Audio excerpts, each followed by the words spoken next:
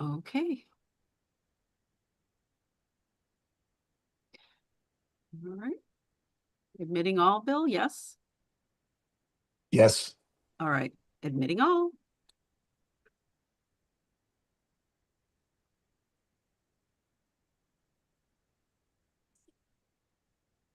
Okay, welcome. Welcome everybody to Stand with Women. I am Michelle Wilson, one of our co-leads. I am here with Kathy Nekras, who's our other Stand with Women co-lead, and Bill Davis, who is our fearless leader of Northwest Suburban's Organizing for Action. And on the chat, we have Debbie Rudy, our fearless chat wrangler. And if you have questions, she's going to take them. And then also tonight, we are going to have Holly Kim, and we are going to have the SAVE Act. And we are just now getting everybody welcomed. And so we are going to have Sunday Muller, and I hope I said that right, but she'll correct me if I didn't. And she is from the League of Women Voters in Deerfield, and she is going to be talking about the Save America Act. So it looks like we have a huge crowd coming in. Welcome, And I'll everybody. let Kathy do a few words of welcome, and it's great to have you all with us tonight. Ori, Patrick, I see a lot of Right, a lot of familiars here. Cecilia, Dr. Chris. Al, Thank you, everybody. yeah. And some new faces and some new names if we don't see your faces. I know this next 10 days or a week, I guess from tomorrow is going to be very busy. We're very excited to have such a great Illinois group on our ballots. I thrilled to death to be able to. I've been handing out some sample ballots, and I'm very proud to be doing that. And the people are taking them and excited to take them into the polling booths, which has been, it's kind of a fun job to do. And tonight we're going to be introducing you to Holly Kim. I think, Michelle, should we start with Holly then? It's No, 7 Sunday's here. Sunday's here, so I think we should. Oh, is she? Yes. Oh, okay. All right. So, Holly, if you want to get a drink of water or something, or stay with us, whatever works. That's great. Michelle, why don't I let you introduce Sunday? We're going to talk about the SAVE Act, which I don't know if a lot of you know about it, but I sure read up over the weekend. It's a little bit terrifying. So we want to hear from an expert on how well, how well we can keep it from happening. Sure. And I'm just But first, we are recording this on our YouTube live on NWSOFA.org. So if anybody does not want to have your face live streaming photo, just turn that off. But otherwise, we love to see all your faces. And Right. also, if you have questions, write the word question in caps and put it in the chat, and we'll be Debbie Reuter is going to be able to take those chat questions and for either one of our speakers this evening. So thank you so much for that. Okay, and just for briefly, the agenda tonight will be the SAVE Act with Sunday. How do you say your last name, Sunday? I say it Mueller. Plenty of people say Mueller, but we're Muellers. Okay, Sunday Mueller with League of Women Voters, Deerfield. And Sunday, you let me know if you want me to display anything from that SAVE Act webpage that we were speaking about. Please do. Okay, Yeah, then I'll go ahead and share my screen with that. So Sunday's gonna be on. She'll have the floor for 10-15 minutes here, and then we can have if there's time, we'll take the questions from the chat. Debbie will serve them up for us, and Sunday can take those. And then we will be turning it over to Holly Kim, and Kathy will do her introduction. So that's the agenda for the evening. And at this point, I'm going to go ahead and share my screen, and then with the information on from League of Women Voters regarding, are you all seeing the SAVE Act here? Let me see, the SAVE Act. There it is. Does that come? Okay. All right. So go ahead, Sunday. So we in our league are not by any means experts, but we have started a series of meetings called Defend Democracy Drop-ins, We started in October. We followed the fabulous work of the Glen Ellen League, but our first meeting was on the SAVE Act, which at that time meant Safeguard American Voter Eligibility. It was passed last year in January. It went to the Senate, but the Senate never took it up. It just didn't look like they had the votes to pass it. This new bill, which is now Save America Act, has some of the same provisions. In other words, that people have to, when they register to vote, people have to have documentation to prove that they are a citizen of the United States. Now, if you have a passport and you're using the name that's on the passport, that would work. But if you don't have a passport, then you've got to go digging for your certified birth certificate. And if you have a name that's different than the one on your birth certificate, then you've got to go find the documentation. Sometimes that's a marriage license, sometimes that's something else to prove your current name links back to your documentation. Like it's like a creme brulee. So that is something that we feel strongly would be a great impediment to a number of Americans, maybe some of them who are kind of discouraged voters anyway, because you've got to go digging. Some people would definitely have to go back to the city or county clerks and send in a check, fill out a form and wait for that information to arrive in the mailbox and then bring it to your registrar and be able to register to vote. It also calls for it, once you're registered to vote, you would have to have some type of a approved photo ID every time you do vote. And there's restrictions on what would work and what would not work. Also, every time you move, you would have to register again. So you'd have to drag out your documentation and register before you were able to vote. And it's our opinion, it's in the opinion of many others, that this would definitely be in some ways a poll tax. Some people would have to spend money in order to register to vote, but it would be an impediment. So why is this different? So they redid the SAVE Act and made it the Save America Act just recently. It was passed in the House of Representatives just not long ago. It is an expanded version of the SAVE Act in the sense that it has the same requirements, but it also requires that, see, I've got to take a quick look here, that the universal mail-in voting would be eliminated. Now, there's about 8 states that's the way for years and years and years they've been voting, and they would be barred from universal mail-in voting.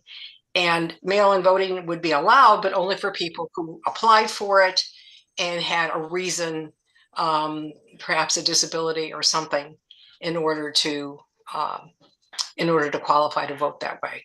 They're also shortening it. If you mail in your vote, like in Illinois right now, if you mail in your vote, they will wait up to 14 days after the election period for that to show up in the mail. Well, that would change. If your mail-in ballot didn't make it there by election day, it's null and void. Your vote is not going to count. There's other demands on the voter rolls. They want the states to cure their rolls very frequently. And that's something that states have been allowed to do on their own using their own good judgment. But I think it's a 30-day requirement that they have to go through those rolls and kick people off under certain circumstances. Now, all of this is pretty much chasing a problem that doesn't exist.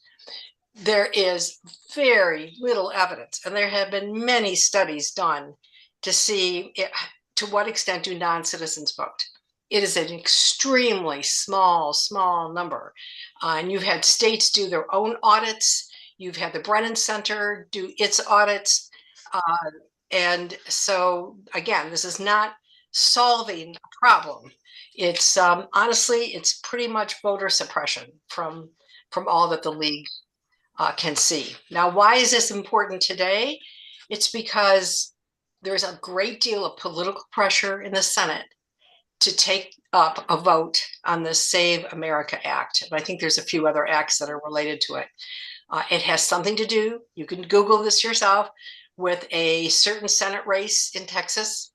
And there's pressure being put on John Thune, the Speaker of the House Majority Leader, or no, the Senate Majority Leader, to lift the filibuster just long enough to pass this bill, because that's how much for certain parties how important it is to get this bill passed. So there's an incredible amount of pressure to get that to happen. Now, could other things happen? Yes, but it's a little scary, as someone I think said. So personally, you can go on the league website and you can just go to its homepage. Anybody can do this. You could read about the act. You can fill in your name, and then you can write a little letter to Senators Durbin and Duckworth, and you can let them know that you don't want this bill passed. I felt pressure on John Thune was important, and he's our representative, right? He is the leader in the Senate, so my opinion accounts. So I called his office, and I ended up leaving a message that really asked him not to allow this to occur, and not to raise the filibuster. I just think it would be a betrayal of American voter rights. So I said a whole lot. I don't know if anybody else who's been reading about this would like to add something to that, because there's plenty of things to add in. But that's kind of what I see as the bolts and nuts of this situation. I did do some researching over the weekend, and it was the League of Women Voters of the Ohio. That was something I pulled up. And I know Ohio is a purple state or a red state. Here in Illinois, I think we always feel like there's a little blanket of security, which isn't always there. But Ohio definitely does not have the security. And I was shocked, where you can't vote online and you can't register online, which was a big deal here. Bureau of Motor Vehicles, you can't register there. And I think we're automatically registered there. I think when people get their license, I could be wrong on that, but no, I don't know. There is a very easy way that you can register to vote, I believe, at the Bureau of Motor Vehicles in Illinois. That could be different from state to state, right? Right. Also, we have community voter drives, or even at there's some at some of the nursing homes, they actually have they have people come in and get them signed up, or re-registered or whatever. Maybe they have an election official, because you have to have an election official present, whatever that means. Not in the state of Illinois, right? You need a deputy voter, right? But that could be coming. Right. Yeah. And in your schools, your churches, your colleges, any of those places where they would be setting up voter registration, that probably would not be allowed if this happens. Right. So, Debbie, do we have some questions in the chat? Otherwise, I've got a couple. Yes, we do have a few. So give me one moment. Okay, Mark Lundholm is asking, is the SAVE Act, etc., a form of poll tax? Well, I think that's one way you can think about it. If you're the person that's got to go get your birth certificate and your marriage license to get a certified copy, you have to have the money to do that. Now, for some of us, that would be no big deal, except, of course, the time and all that's involved. But yeah, it's kind of like a poll tax. If you don't have the money to do that, then I don't know how in the world you were going to get your documents in order to register. Okay, Kathy has a question. What time frame is there for someone who hasn't voted in a while before he is kicked off the voter rolls? Again, that would be really different state to state, maybe even from county to county. Here in Illinois, we try very hard not to kick anyone off the rolls, but they also try very hard to contact people and follow up on mail that gets returned and they have all kinds of ways to investigate that. So it's just, I wish I could answer that, but I can't specifically. Okay. Michelle's question. Why is Trump pushing this so hard now, and when would it go into effect?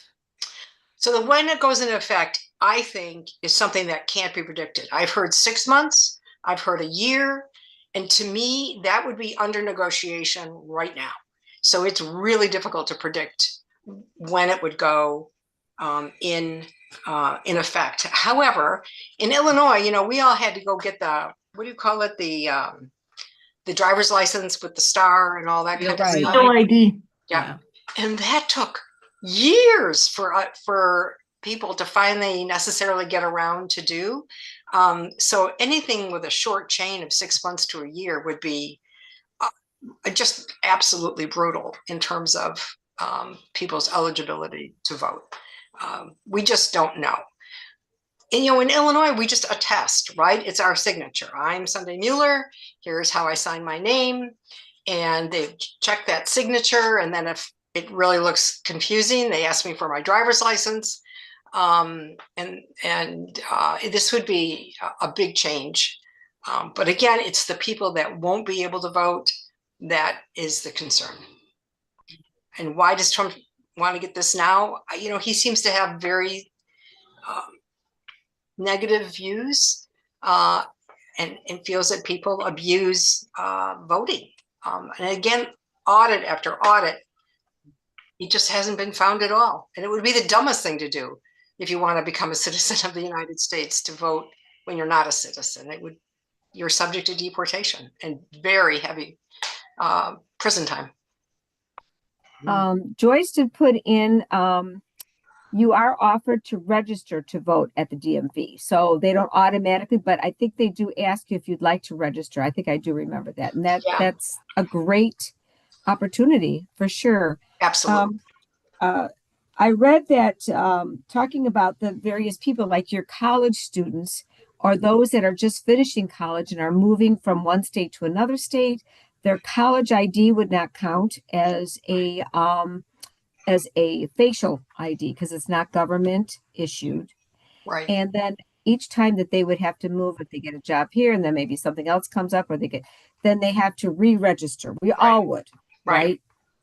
Right. So the feeling is that certainly young people would be more heavily disenfranchised. Women would be more heavily disenfranchised, and frankly, older people, all pretty much for, related reasons like that. Because you have to do it in person. That's right. Well, I think to re-register, you have to do it in person too. That's what they said, which is crazy. And they're saying that in some states there's only one place per county to do this. So, that alone is a real impediment. It looks like Chris Wild has her hand up. Oh, okay. I was going to call on her too. Go ahead, Dr. Chris. Do you still have a question? Oh, maybe we got to ask her to unmute. Hey, there we go. So I am in the. Oh, okay. Am I unmuted? Okay. Yeah, I'm in Texas. So the Save America Act is a product of my Congressman Chip Roy. So well, it was the first time. As the first act. Uh-huh. Yeah, and still. So I wanted just to make a point, just because I've seen people make this mistake where they're researching the SAVE Act and they don't realize that the SAVE Act is different from the Save America Act, which adds some additional requirements. So just caution, okay, that when we call it what it is, the Save America Act. The other thing I think that people don't realize in terms of impact, it does add that requirement for states to turn over their voter rolls to the federal government, specifically to DHS, where I think now some of the states have resisted and have not sent that. And the reason that's significant is because it also is going to require your states to purge their database against and it's just coincidentally the same name, a save database that DHS monitors. When when we tried to do that in 2019 in Texas, they tried to use that database. It wrongly identified 95,000 people as not being legal to vote. And here's what ended up happening. In fact, the majority, if not nearly all of them, were in fact legal, but they were naturalized, and the DHS database wasn't kept up. So the person, when they later obtain their citizens. So I say all that to say, it's just, if that happened here in Texas, that will happen. Think about the scope of that. So Right. what will happen? People will be flagged in the system. It will be on the state to figure that all out, to investigate and see what's going on. So while that whole investigative process is going, You're and that's kind why of they going in and out. changed it. They just stopped using that purging method. Chris? Yeah, my internet connectivity has Yeah. not been good today. It's been raining a lot here. Can you hear me Yep. now? Yeah. Better. Yes, Yeah. thanks. My internet's unstable today. Sorry. Yeah. You could- brought up some really Okay, good I turned points. my video off. Just the other thing I would just, Oh, we're losing her. yeah, the other thing I would just double check is, that's okay. I'll wait. No, go. I'll wait. It's fine. We can hear you. No, I was going to say, I would just double check this because Trump in some of his public posts has overstated, because I've actually pulled the actual language from the new law, and Trump has overstated it a bit in some of his posts that made it misleading. For example, he essentially said there won't be, unless you are significantly disabled, and I think he had one other call out, maybe military, okay? But the actual language in the law says that so right now people can register on ballot. And so where this will get tricky is even if you are, you still will be required to drive initially to the election office to verify your citizenship documents. Right. So it hasn't gone as far to say no mail-in voting, because a lot of that is contingent on state guidance anyway.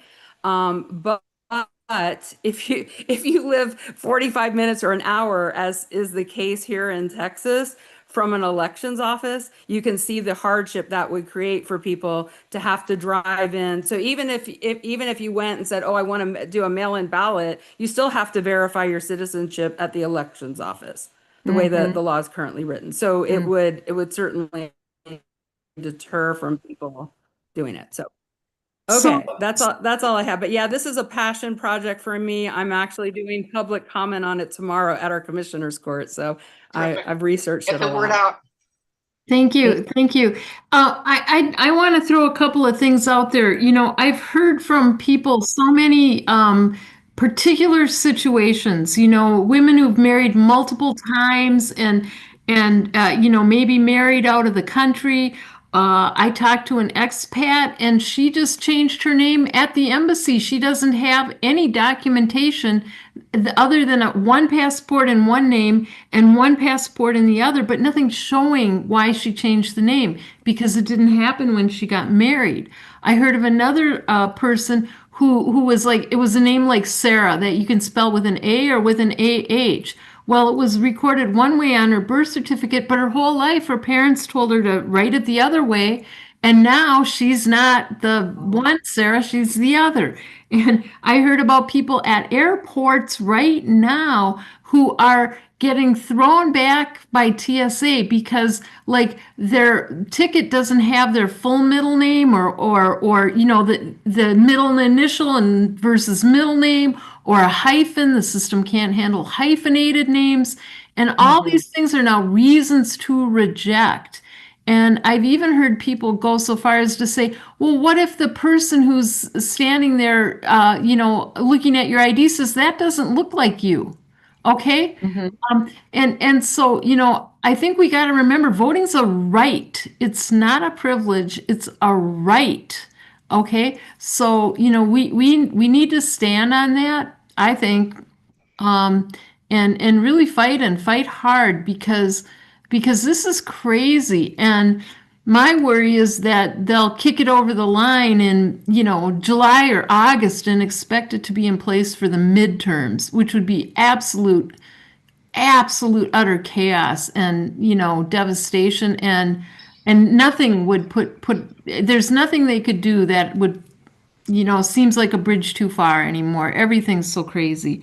So, okay, I'll enough with the doom and gloom. I'll turn it over to Sunday again. Go ahead, Sunday. Well, no, I'm just glad that you're so many people are joining this meeting for all the good reasons that you're here, including meeting the candidate that you're going to be meeting in a few minutes. I think staying actively involved, all the ways that you can is excellent. So, but do talk to people about this. You know, talk to your sister or your, you know, your Right. neighbor or whatever. And you don't need to preach. You just need to say, hey, this is what I understand what's going on. And because lots of people are not aware of this. SAVE Act. Doesn't that sound good? Save what? Save. That's Right. a positive, right? Exactly. A lot of people don't know about this. Kudos to you all for being involved. Thank you, I want Sunday, to for- give a special thanks to Sunday too because she literally filled in here on under an hour's notice. So I want to give a big shout out to Sunday. It was a real treat to have you, and Thank you so you much. so much. Okay, so There's Sunday. one more question in the chat Sure. from Alfio. You have known that the whole mega media machine is hyping this. It is much bigger than Trump. Do you think that's true, Sunday? I have no idea. I have absolutely no idea. Yeah. I mean, I think there are people, you know, I see this as voter suppression. I'm sure other people think, no, this is the holy grail. This is the way we're going to be so right about, you know, about Mhm. being sure citizens don't vote. So I can't necessarily think the way other people think. So I just don't know. And it can hurt Republicans too. Like they're saying, the rural areas where Right. your county offices are much further away and access to birth certificates can be harder. And they also said that 2/3 of Black Americans don't have a passport. And pre-civil civil Right. rights era, some people never even were issued a birth certificate. So, like if you were born in 1945 or 1950 or 60, you may not even been issued a birth certificate. How in the world, you know? Yeah, and that's does- very true. As a genealogist, I've seen a lot of that where they had to issue a delayed birth certificate in the 1960s or 1970s. And this is for my own ancestors, you know, so I'm sure you're right about that, Kathy. And that's just devastating. You know, people have been going around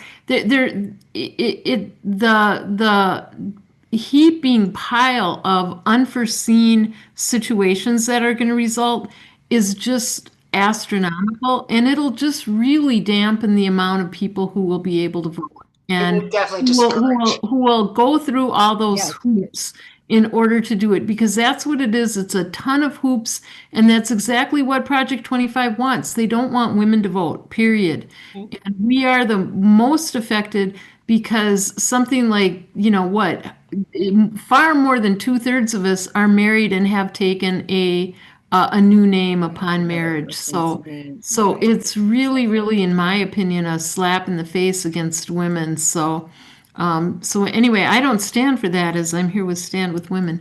All right, enough of Can I me. just say one more thing too? And it looks like there might be more questions, but I went on the President of the United States site yesterday. I didn't want to do it, but I wanted to see what Trump is doing with everything because he's just so horrible. And when it came to the SAVE Act, because I looked that up under him, their Uncle Sam was the meanest looking guy, and he's pointing his finger like, I dare you to vote.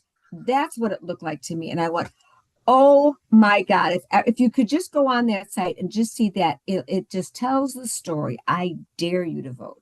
I just want to say, if you want to see a discussion of the issues, certainly the League's site is good, but the Brennan Center for Justice to Mhm. vote, and it's very easy. It's right on their homepage. Yeah. Has a whole discussion on very in depth about the Save America Act. So thank you And there's again. a question, how many Republican wives will also not be allowed to vote because they took their husband's name, right? It's going to affect the Republican wives too. Right. You know, people have passports aren't going to worry too much. Yeah, Yeah, it's the poor who don't have the passports, you're right? right. Yeah. I don't And have, that's $130 minimum to get a passport. $130 minimum. Okay. All right, we got what a great discussion. And Sunday, thanks again for Thank you. helping us out here. We so appreciate it. And Kathy, I think we can turn it over to you and ask you to give the intro for Holly. All right, is Holly there? Because she was here, yeah, she was on bright and early, and she is still on, right? Yes. Yes. I'm here. All right. I've been here the whole time. It was a great topic. Thank you. That was interesting, wasn't it, Holly? Mhm. Did you learn something today? Oh yeah. I learned how Good. horrible it. I mean, I already knew it was horrible, but I think more of our friends need to know. That's really what it is. Yes, exactly.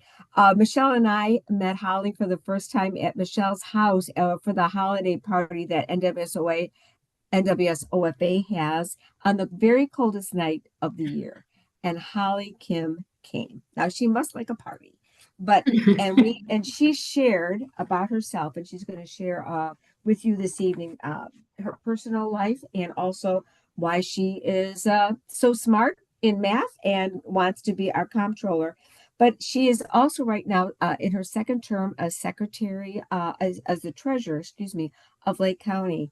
And I can barely balance my checkbook, but she processes and authorizes over $3.2 billion in payments each year. And that demonstrates the core function of the comptrollers because we really kind of don't know all that the comptroller does. But Holly's going to tell us. And also, she, besides having some bold initiatives to help with some innovative problem solving strategies that she would like to bring to the comptroller office, she's also served as a village trustee, a township director, and nonprofit board leader. So she also understands social justice, the human side of things. And she made us laugh. She is a bean counter that's got a great sense of humor. So with that, I will introduce Holly to you. Well, hey, all. Thank you, Kathy, so much for that intro, and thank you, Bill, all for having me here today. I'm really honored to be invited back to hang out with all of you. So I am Holly Kim. I am a candidate for Illinois State Controller. Actually, last Tuesday, received the endorsement of the current Illinois State Controller, Susanna Mendoza, so I'm very proud of that. And I am serving 2 terms as Lake County Treasurer in Lake County, Illinois. That is the third largest county in the state where I do manage 3.2 billion. All the checks are signed with my signature, which means out of all 4 people in this primary who are running, I'm the only one who's already doing the controller job. I think that really matters. We've been running on day 1 to election day on experience. My message has not changed. Growing up, just so you guys know more about me, my parents had a business in Koreatown on Lawrence in Chicago. Back in the 80s, that was the heart of Koreatown. And I will tell you that about 60% of immigrants back in the 80s had their own business. And the reason why is there was always a language barrier. So if you try working someplace, you'd have maybe lower paying jobs, but if you had your own business, you could blow the caps on what you can earn. You can have, more money just by having your own business in the different towns, whether it was like Chinatown or Koreatown, things like that. Anyway, so there were a lot of business owners back in the 80s. And growing up, my dad, he was a copier typewriter technician, and my mom did the invoicing, literally a mom and pop shop. And during that time, he always found the space to give back for some reason. Like even though he was busy till like nighttime, and sometimes on Sundays he was still fixing copiers at any church that would have their copier break down. But he also served as chamber president and JC's president. So I grew up volunteering everywhere, whether it was a carnival, a food fundraiser, a parade that we were walking, you name it. I was brought to it as a kid. And I think that's really no different than the life that I've been living now. I've been very involved civically, and I've been bringing my kids the pancake breakfast and such for decades. Now, him being a leader in the community, it was even harder then for me to tell him that I was unexpectedly pregnant while I was in college. And I thought I was doing the responsible thing and fessing up. But, he had a temper and I got kicked out of the house and I had to adjust everything, working full time, going to school part time while juggling a kid. And I signed up for everything I possibly could so that I could still keep going to school. So I was on WIC, Medicaid, the Head Start program, LIHEAP, EITC, you name it, I was on everything. And it took me 8.5 years, but I did crawl across that finish line and get my degree. And I have it pinned up in my room over here. Thank you very much. Sometimes it was just that one Saturday class, but I did whatever it took. Now, about that same time, when it rains, it pours, and I had a relative who stole my identity and absolutely trashed my credit to the ground. And when I brought it up with the bank, that I said, "Hey, that's not my car, that you're calling me about and hounding me about these payments. That's like Uncle so and so." Well, they told me, they're like, well, it's a federal offense to steal someone's identity, so you can call the police and then have them, taken to jail and all that. And I'm in college, right? So I said, you know what? I'm not going to do any of that. So unfortunately, I took the longest route possible to rebuilding my credit. And I think frequently in minority communities, we don't talk about money enough. And so I am very proud that 23 years later, I have great credit. I am the two-term county treasurer in charge of billions of dollars. And I have not only done over 100 financial literacy classes from my office, including how to rebuild your credit, how to avoid scams, how to buy a home with like free housing grants, and the whole 9 yards. And I also serve on the Comptroller's Bank on Commission Against Predatory Lending, where I also teach people how to avoid scams there. And it's become like a whole thing. You will not find anyone who is a fiercer protector of you, your family, and your money than me, because in some ways I wish someone would have done that for me back then. And so that has been my guiding light the whole time. Now, my entire time in government, my lens has been tilted towards changing government, towards favoring those who are two paychecks away from nothing. And I firmly, firmly believe that we are living in a time where people are like, I don't want your polished bullet points. What are you actually going to do that's going to make my life better, and place it right here? And tangible change has been my specialty. I am from the .com, the tech sector. That's where I worked all the way through school. And so when I first became a village trustee, I shook the place up. I taught people their rights. I taught people how to run for office. I held a protest against unwarranted search and seizure. And I remember the village administrator saying, we haven't had an elected official host a protest before. And I was like, is this illegal? And he's like, oh, no, it's your freedom of speech. And he goes, I'm just saying that, we don't usually have like protests from our elected officials. But you know what? I don't care what he says, right? I knew where I stand on things in life. And I also taught people how to appeal their assessments, keep a little more money in their pockets. So that's when I started stirring the pot. And when I was at the township, so I went from the village to the township, we converted our boardroom into a shopping cart food pantry. And my argument is that we only have a meeting in this room 1 hour every month, but people have needs every single day. And we have a field house we can meet in on the other side of the playground. We could just meet there and then turn this into a food pantry. So thank you, Mark. I make good trouble. So the board agreed. The board agreed to do it. And we took out the dais and all the old pictures of the supervisors and we put it in coolers, freezers, shelves. Now, there is more dignity to the shopping cart model because people can pick the food that they want. But it also turned out it saved us money because when we gave them boxes and bags of food, half the stuff they wouldn't need and they give away or they give it back to us, right? So then they only picked what they wanted. Now, fast forward to me being the county treasurer. I was elected in by 131,000 votes. I will tell you that is almost double all of my opponents combined. So I have a huge district. I represent a lot of people, and a lot of people have entrusted me to make this office better. Now, it used to be so old and stodgy when I first got there. Everything was paper. And now it's like Google Office, right? Having a techie person go in to modernize. The first thing I did was process map. And one of the things I will give you as an example is the name address change form. Now, in order to just change your name if you got married or your address if you're renting the place out and you want it forwarded somewhere else, you had to print off the form from the internet, fill out the form, then scan it, email it to us, and then someone at the office would print it out, then they'd type it in, then they'd scan it again. I was like, please stop the madness.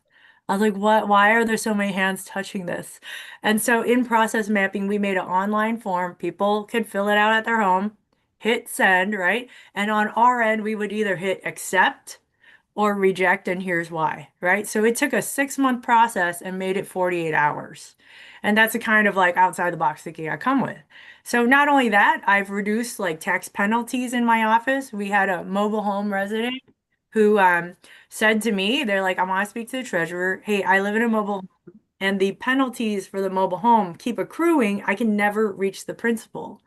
And so I talked to my state rep, and as it turned out, mobile home residents can have up to 200% late penalties on their bill, which is not like regular homes at all, only mobile homes, which is honest to God, it's a social construct to keep poor people poor through fines and fees. And so I work with my state rep to lower it down, and we change the wording to say, if you pay your bill late, you will have a late penalty, but never more than half your bill, right? That way you could actually hit the principal and stop accruing. Well, I will tell you, every county treasurer in the state of Illinois fought me on that. The entire association of county treasurers fought me, and we got it passed by one vote, and JB signed it. But Lake County is the only one that has that relief. I tried to make it optional, so it was all across the state. But I'm very proud to bring that change to my county. And so, I mean, it got me thinking, all these rules and laws, they're just social constructs, right? If we work hard, we could change any of these if we have enough votes. And so we also reduce tax penalties and fees. I also changed how we invested. It turned out the last treasurer had not updated their investment policy for the last 6 years. So, hey, you know what? You have a strong-willed, stubborn woman get in and update everything, including the investment policy and what we invested in to what was allowed by the Illinois Public Funds Act. So all of the investment returns grew 200% within a year and a half of me getting there. And that was just the time it took for me to switch things around. I was able to give $6.4 million back to my county schools, parks, libraries, taxing bodies, and it's pretty unheard of that government gives any money back. And so I'm very proud to be running for Illinois State Comptroller, where I currently do sit on the Comptroller's Bank on Commission. I've also helped out in Alexi Giannoulias's tech transition team when he was first, getting into office. My suggestion was, hey, you're in charge of all the libraries. Why not have the libraries help out the Secretary of State's office, because your website's really hard to figure out, whether it's filing the annual report for nonprofits or, you have a computer lab also in every single town. So accessibility is there if people are taught how to use your website. So I did notice that, a couple months ago that all the libraries did start selling license plate stickers. So they are an extension now of the Secretary of State's office and no extra cost, right? They already exist there. Why not make it maximized hand in glove? So here's my 3-point plan of what I plan to do as your next Illinois State Comptroller. Number one, there's nothing wrong with wanting to do the job. That's what I've been running on. I actually want to do the job. I will process map the same way I did at the treasurer's office. I'm going to create those efficiencies, modernize what I can, because even in my office, digitizing the work gave staff 2 days work from home, right? And we need to be competitive when young people are looking for jobs. They're looking for a better work-life balance than even I had growing up. And so we need to compete, but also beefing up our cybersecurity. Every single year, there's new scams and new problems that come up. And it's not always like viruses. Sometimes it's internal, people being tricked, right? So an office that's in charge of billions of dollars, you best bet we need to be on top of that cybersecurity. This office is a thought leader for the nation on their prevailing wage department. So I have to sign the executive order day one to protect that. And with all these data centers and solar farms popping up, we have to be proactive, especially when we want to make sure state projects are all funded by prevailing wage and that they're observing the law. The power in this office is the hand on the spigot, by the way, and the ability to turn it off if there's bad actors. So my third bullet point, which normally I don't think this is something a state controller runs on, but I think it's very important now of all times. I'm a huge privacy rights advocate. Back when I was a village trustee, I made them follow every single rule of the ACLU when they were rolling out license plate readers, including not to share it with a national database. So imagine 13 years later, a half a year ago, we heard about the leak in the license plates that happened at that software company. And I made us pay $40,000 a year so that we wouldn't have to share the license plates, because what that company did is they know all these government offices are cash strapped, and they said, if you give us the data, we'll let you use the software for free. But I made us pay. And so this office is in charge of over 100,000 pensioners' data, 60,000 plus staff of the state of Illinois. And anytime you or I filed taxes and got refunds, like all that data is in there. And as we see federally, they're coming after different offices, whether it's, clerk's offices for voting info, or even Kwame Raoul is suing the federal government and pushing back. So it's very important that this office has a privacy rights advocate at the top to deliver a hefty FU to the federal government when needed, right? And I do want to let you all know, in addition to being able to do the job on day one and having the experience of managing an office and a budget and billions of dollars, I'm also someone who's fought and stood alongside you for a decade. Every protest, every rally, whether it was Women's March, No Kings, I have been alongside you, especially as a woman who has had an abortion, used IVF. My eldest child is trans, and like there is not a single day where I'm not gonna be fighting and yelling on some street corner for social justice. But it is interesting running around the entire state of Illinois. I tell them, look, when I go to Southern and Central Illinois, I fight for democratic values. I go, but I hunt and I fish. I'm publicly Christian left like Tallarico from Texas, and I tell them to because I'm welcoming the stranger and I'm loving my neighbor. And that's what I'm keeping it to, right? The basics. So I will tell you, thank you so much. Joyce said she voted for me this week because when you vote for me, you not only get one product and not only two products, but you get three products. And the third is that out of all the candidates in the state of Illinois, we have actually been organizing the entire state of Illinois. Okay, so we have 9 regional hubs across the state that deliver our signs and our literature, and we have county coordinators in every single county. And so they have been organizing, and while I'm here with you all, we've had phone banking across the state in Southern and Central, all over Illinois. People are dropping literature. And one of my goals is to help those areas that are not only red, but purple and help flip. Because when I go around the state of Illinois, and I have uniquely gone around the whole state multiple times, shown up in person. Again, my dad was chamber president, and he said, you always show up in person, face to face with handshakes. That's how you do business.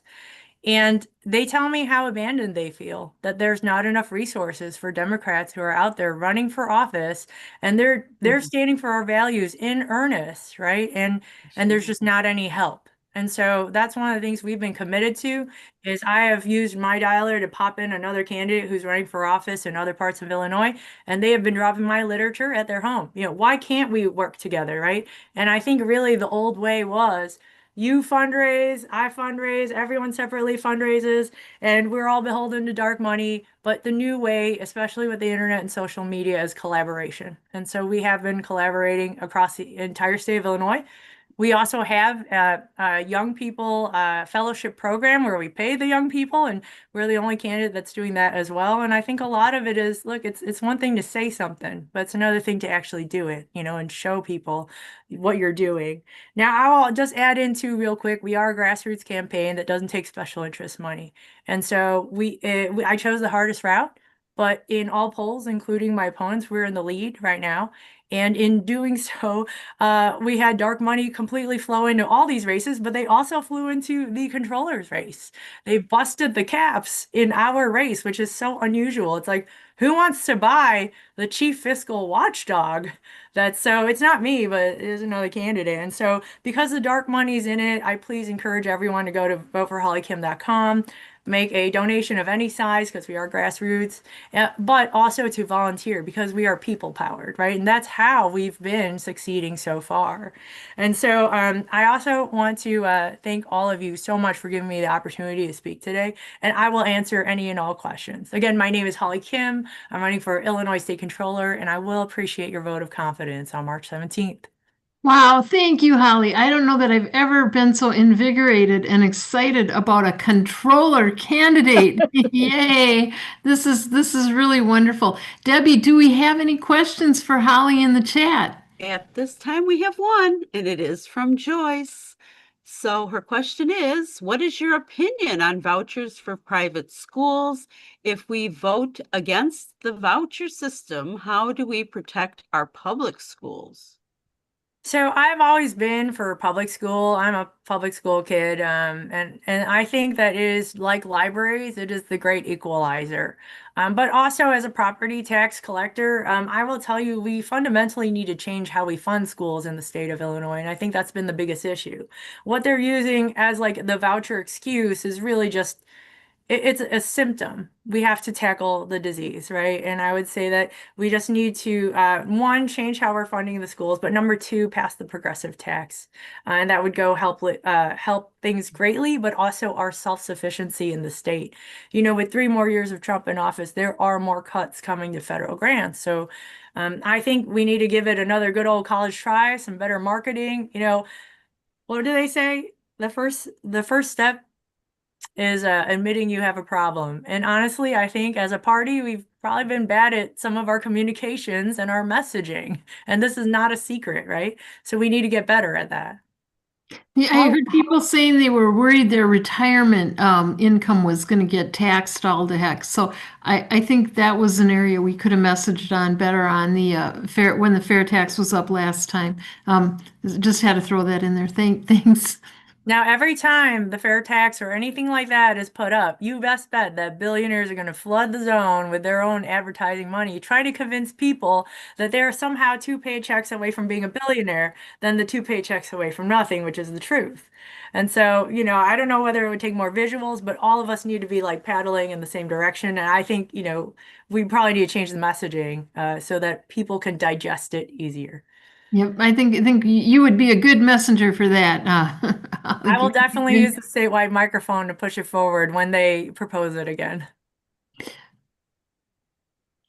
Is there one more question in there, Debbie? I see Angela put something in here. It says, what are your feelings on giving money to ICE, CBP, and military and billionaires? Well, no Yeah. question. Oh, and so cute because she said she missed it because of the kids. I also have 4 kids and the littlest is 7.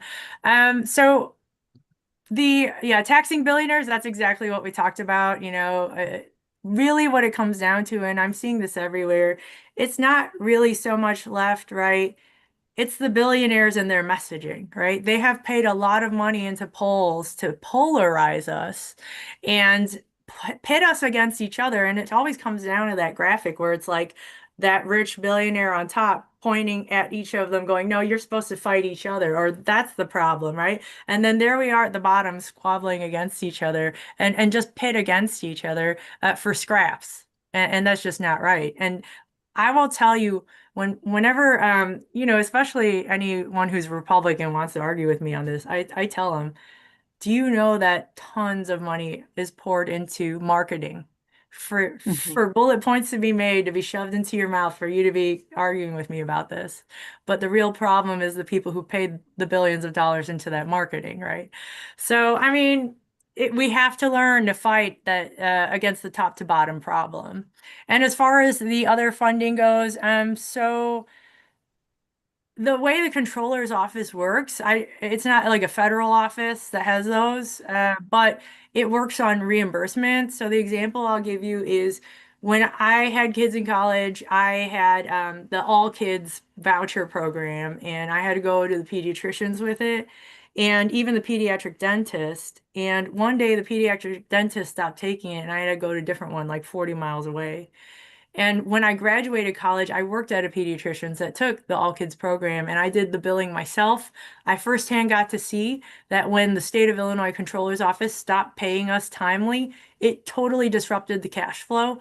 I asked the doctor, I said, how come the state hasn't paid us for months and we're still, you know, seeing all the kids? And he goes, all this happens all the time. And I was like, but how is that okay? But then it made sense to me why some dentists stopped taking it and they stopped participating in the program, which then really hurts our underprivileged community who's dependent on that program for the health of their children. So then, fast forward to, I was on the board of Hunnell Family Alliance, which is a senior care organization during Rauner's time. And Rauner was the governor, and Leslie Munger was his controller, and he told her not to reimburse anybody. They had no budget. So literally, we had 2 months left of operating budget. And in that board meeting at this nonprofit, I said, how is this humane? And what are we supposed to do in 2 months when we have no cash flow? Do we still send home care workers to people, to these seniors' homes to bathe them and feed them? Or do we not? And people will literally die. And I think, we had to beg and honk the horn for any amount of money we possibly could have to be solvent. And during that time, a lot of nonprofits did close. So it is with that lens that, not only, yeah, can I do the job? Can I modernize it? Great. Yeah, I could do that. But I also have the lens of humanity, of understanding the severity and the importance of this office, especially during hard times. That's when people need the government the most. So I will make sure to prioritize all those vouchers. Again, it is an office that reimburses for services already provided. Not to be So, confused with school vouchers, just, totally different thing. Okay. right. Okay. I wanted to just ask about schools, and you would say that they need to be funded in a different way. Right now, it's real estate taxes mainly, right? And you talk about the progressive tax and that a lot of billionaires would fight that.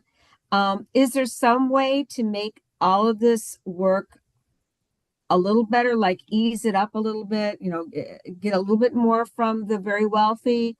Um, I was with George Cardenas yesterday when I was passing out ballots, and he's running for Board of Review.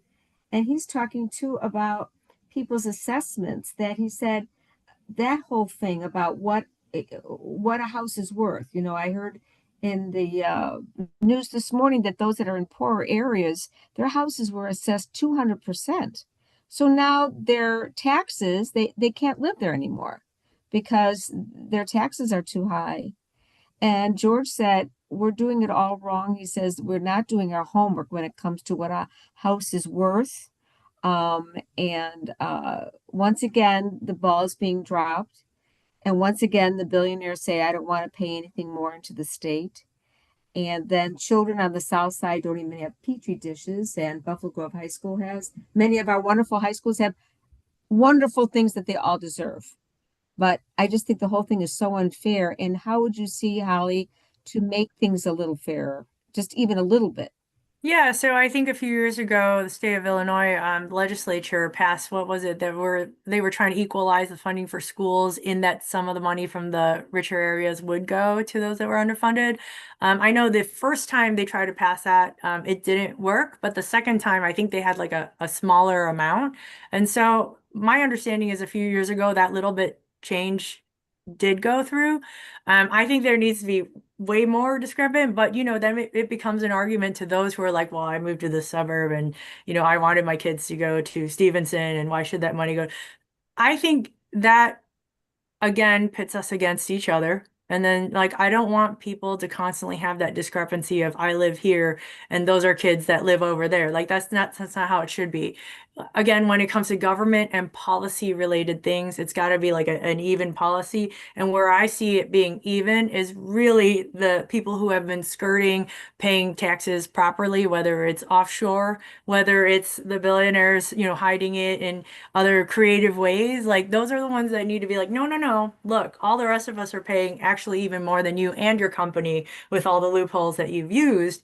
And those are the people who need to pay their fair share. Once they do, all of this becomes more sustainable, right? Because what I don't want, and this is just me philosophically, is like having that restructure of money like does pit communities against each other, right? And it does tend to be like against like communities of color, and I don't think that's right either. So it is one where I and you guys know this too, because even MAGA voters, it's like, how did they get so brainwashed to vote against their own best interest? If all the people who are fighting for the progressive tax, they put it out there that if you make under X amount, this won't affect you. And somehow the messaging that got to other people was, oh, look, I'm 2 paychecks away from being that billionaire. I don't want to be taxed. And that's not the truth at all, right? So I do think, especially in this day and age with the tariffs and everything, if it was brought back with some better messaging, I think it would have a better shot than it did last time. Thank you. Hope so. Yep. Okay. I think we're wrapped up on the questions there, and We have another one. one more. Is there one? Okay, we're gonna squeeze in one more, and then we've got to move on. So go ahead. Yes. This will be the last one, Debbie. Go ahead. Okay, this is from Mark. It says, if we could send Susanna Mendoza and people like you to DC, could you do the same thing for the federal government? All right, one step at a time, people. Vote for Holly Kim for Illinois Comptroller on March 17th. We might get you to that level yet, Holly. You never know. Wow, what a night. You are an energizing candidate. You got me excited about Comptroller, and I don't know that I ever thought too hard about it before, but it matters. It really matters. And so thank you for all you're doing. And thank you for joining us here at Stand with Women tonight. So it was Yes, great to Holly. have you with us. Thank you You so got much. our vote. Thank you. Thank You you got for my having vote me. anyway. That's for sure. Happy Women's History Month, everyone. Thank you. Yes. Okay, and we are not done tonight because we have one more speaker to speak with us, and that is our very own Joyce Slavic, and she is going to talk to us about GPAD Dems and something very important that is going on in your community right now. So take it away, Joyce. Hi, so I am with on the steering committee for the Greater Palatine Area Democrats. And we have been doing a great job. We are under the leadership of Maria Gallo, our committee person, who is the last person on the ballot in Palatine Township, so make sure to vote for her. And we've been doing a great job turning our area blue. A couple of the things that we are doing is we are at early voting in Palatine, and we're handing out what we call our sample ballots, which are just some recommendations that have come from Cook County or within our organization for people who don't know. And it's a pretty easy thing to do. It's nice to do with somebody else, but we have 2-hour shifts during early voting, 9 to 11 generally, and Saturdays or Sundays it's 10 to noon, and then 2 to 4 on Sundays, and 3 to 5 during the weekday. Just going out to people as they park and saying, would you like some information? And normally the big thing that gets people interested is we say, we have information on judges. So it's just a way to get people interested. I also give out additional information for candidates that are not specifically recommended on that ballot because they're candidates that I believe in. So like Holly Kim, Kevin Morrison, like particularly my people. And I say, these are people I'm supporting that they may not be on the ballot. So you're not tied to that, but that is what we're handing out. It's a beautiful piece of literature that I don't have handy right now, even though I have tons of them in my house. So we're doing that. We are also meeting every Friday afternoon. So we are now going to 5 o'clock, just 5 to 6. We are meeting at the corner of Baldwin and Dundee Road. And we stand on the corner there with signs just supporting our immigrant neighbors. And we usually have a different place in the area that we're asking people to pick up food or go grocery shopping. Just to show them that we support them and we value them being in our community. It's a really affirming thing. You see little kids go by in their cars, and I'll tell you that makes me want to cry sometimes because these kids look really just so happy. People of all ages, but the kids always get me. So those are a couple of the things that we're doing. We have a monthly meeting, but right now it's really about getting out the vote, and you can certainly show up for the candidate of your choice. We have yard signs, and the other big thing we do related to the election is we actually hand out all Democrats signs as they get them to us, and we split them up, and on voter on March 16th, everyone will take a few polling locations in Palatine Townships and put those signs out at the polling location. I don't know. Does it sway people? I don't know. But if you don't have them, it's noticeable. And quite frankly, a lot of people don't know there's a primary. So it also makes them aware when they see signs that there's a primary. So it takes a village to get all this stuff done. We cannot have 1 or 2 people do it. So we need a lot of people doing all this stuff. So just a few of the things that we are doing, and gpdems.org, please show up. There's a calendar link, And there's tons of stuff that we're looking for people to do. And I'll put in one plug for an initiative I've started called the Board Watchers. We have libraries, school boards, we have township, we have village councils, we have Harper College. We need people, we're trying to get people to show up to those different things. There's something for everybody or everybody's interest levels. Mine are school boards. If we have people go up there, go to those school boards, whether it's once a month or twice a month, and then come back and we share what's happening. So if there's some really big thing happening, like when ICE was, we had a police officer help ICE in Palatine. We all showed up at the township and the village council and said, you got to do better. When we had a mental health board referendum that was approved by our community, and we needed to make sure that was funded by the Palatine Township Board, we showed up and said, you've got to fund this, because in other communities that wasn't happening. School boards, when we have the anti-trans haters, the book banners show up, we get a lot of people to show up and say this isn't acceptable. So that helps us also in elections, because we know what the issues are. Hopefully we get people interested who maybe have been showing up, who might run for office. We also have trainings to get people ready to win their offices called Candidates Coach Training, if people are interested. We also help sponsor that. So something for everybody. And Joyce, is there a St. Patrick's Day parade this Saturday? Yes, there is. There is a St. Patrick's Day parade this Saturday. So you can go to gpadems.org, look at the calendar. Sorry, having a little hot flash here. You guys got it right. So yeah, I believe it's at 10 o'clock. We're meeting over by our community center. It's a pretty short parade. It's a lot of fun. And the Democrats, we get a great reception in Palatine. We are growing and people are really loving us. It's a lot of fun. We have green donuts and please show up for that.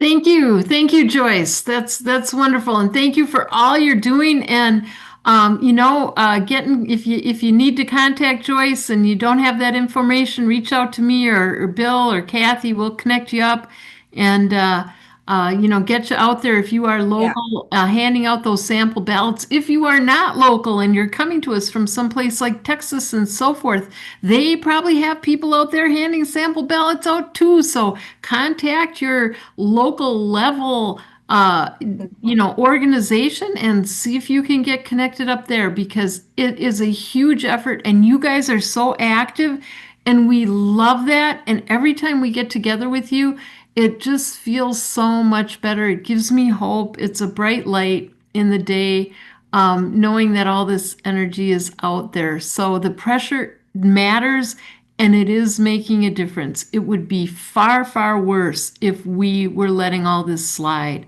So, so keep it up, guys, because it does matter. I'm going to quiet down now, and Kathy and Bill and Debbie, if you guys, any of you or Mark or any of our old timers here have any last words, Patrick, see a lot of leadership here. I'm sure I'm forgetting some of you, but just go ahead and then we'll say good night to everybody.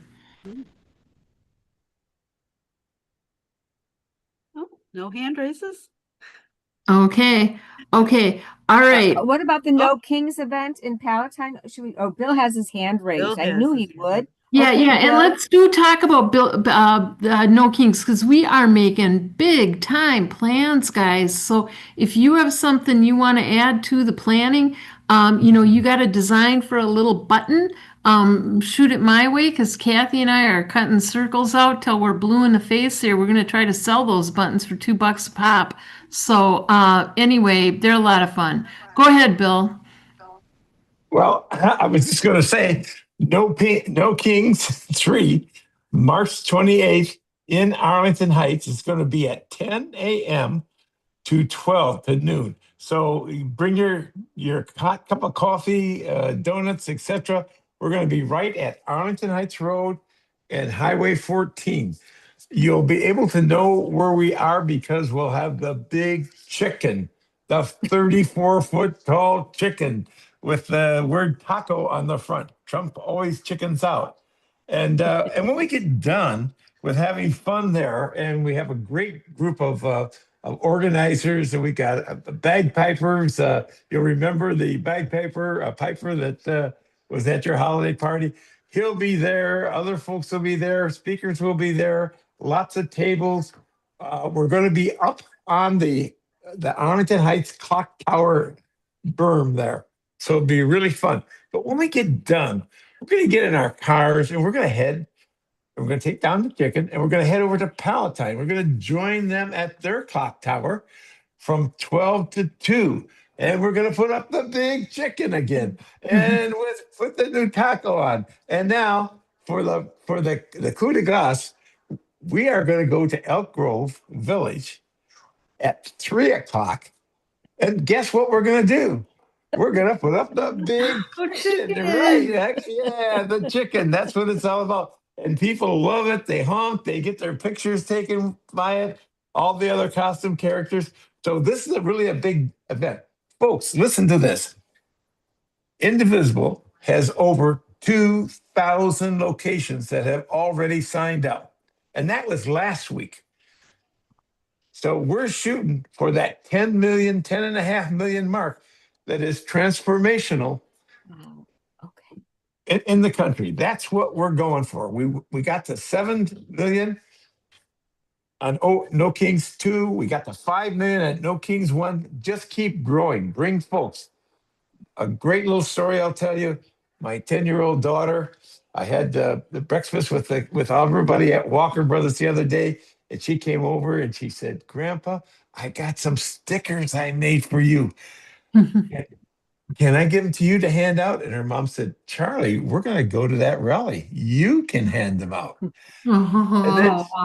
And then they gave me a little bag. I just got to show you this. It's just so doggone neat. Oh, geez, I can't find it on my desk. I know it's here. Ah, here it is. They gave me a little bag of buttons. I don't know if you can see this, but it says, Be good. Good. In And many it took me ways. a second when my granddaughter handed that to me, and I thought, well, be good. Well, Grandpa's trying always to be good. Oh no, this is about Renee Good. Yes, Good. and Exactly. and I think this is really cool. So anyway, a couple more things just for everybody. On Wednesday night, we're going to have our sharing our stories, SOS we call it. That's at 7 o'clock.